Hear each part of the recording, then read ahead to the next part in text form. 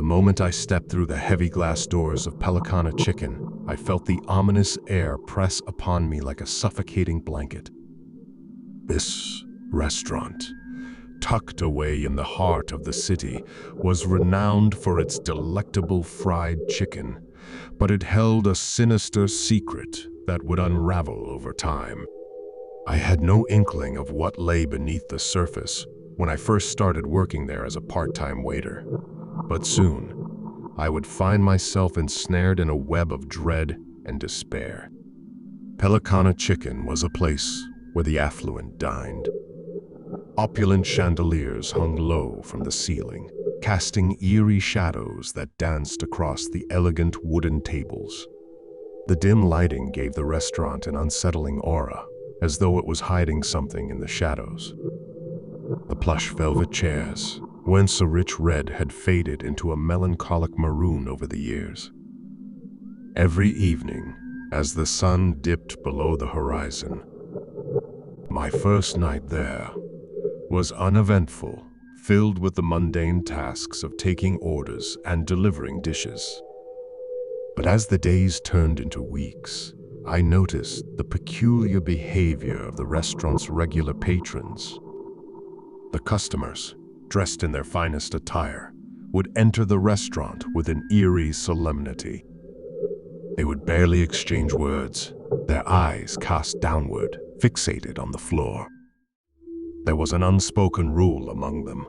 Silence was golden, and they adhered to it with an unwavering commitment. One night, as I approached a table, I overheard a snippet of conversation. It was a man, dressed in a finely tailored suit, speaking in hushed tones to his companion. "Do you hear it too?" he whispered, his voice trembling. His companion, a woman with long, ebony hair, nodded, her eyes darting around nervously. "Yes, it's like a distant echo, a faint cry for help." I couldn't comprehend their words, but I could sense the unease in their voices. It was as though a heavy cloud of despair hung over the restaurant, seeping into the very fabric of its existence. My curiosity grew, and I decided to investigate further. During my breaks, I would wander through the restaurant, eavesdropping on conversations and observing the peculiar rituals of the patrons. I noticed that they would often glance toward the back of the restaurant, where a grandiose wooden door stood, adorned with intricate carvings. It was always closed, and I had never seen anyone enter or exit through it. It was as though it led to another realm, one that was hidden from the prying eyes of the world. One evening, overcome by a sense of foreboding, I mustered the courage to approach the enigmatic door. As I reached out to touch it, a voice behind me startled me. "Curiosity killed the cat," said a man, his voice low and chilling. I turned to see the restaurant's owner, Mr. Han, standing there, his eyes boring into mine.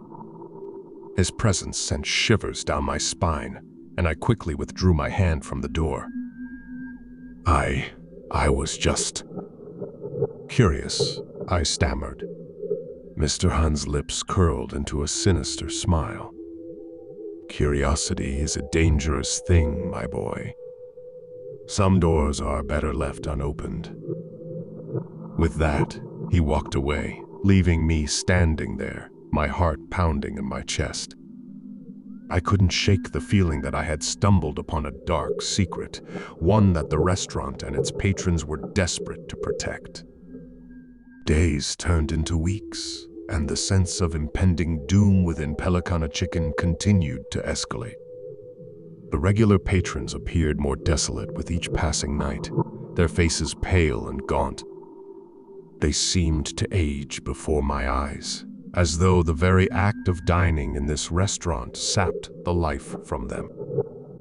One evening, as I was clearing a table, I found a crumpled piece of paper left behind by a customer.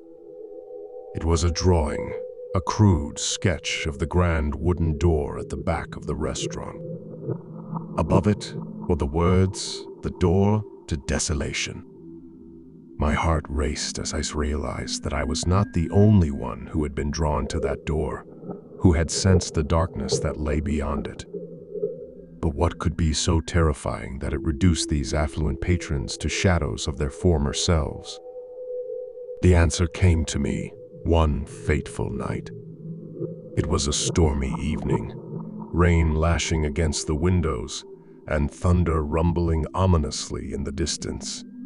The restaurant was nearly empty, save for a few patrons who sat in silence, their eyes haunted.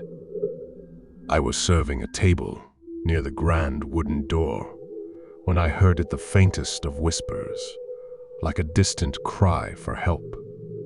I froze, my heart pounding, and I realized that the voice was coming from beyond the door. I couldn't resist any longer. With trembling hands, I approached the door and turned the handle.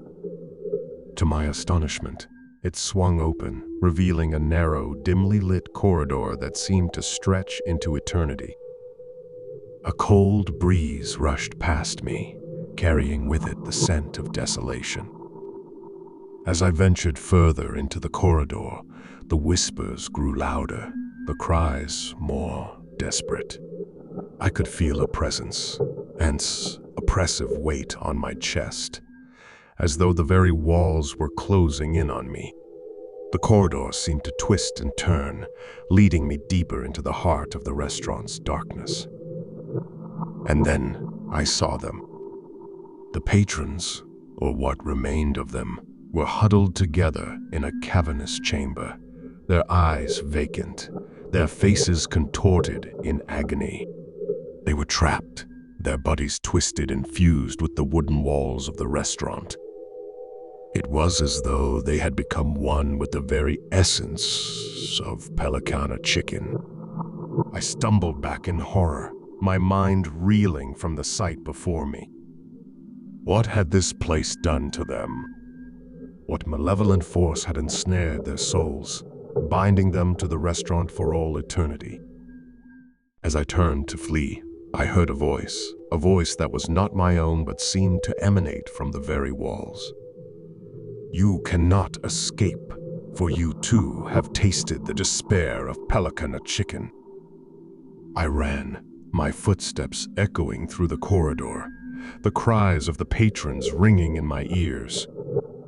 I burst out of the grand wooden door, slamming it shut behind me, and stumbled back into the restaurant. But something had changed. The patrons were no longer there. The restaurant was empty, the tables and chairs devoid of life. It was as though the very essence of Pelicana Chicken had been drained away, leaving behind an empty husk. I never saw Mr. Han again, and the restaurant's dark secret remained hidden from the world.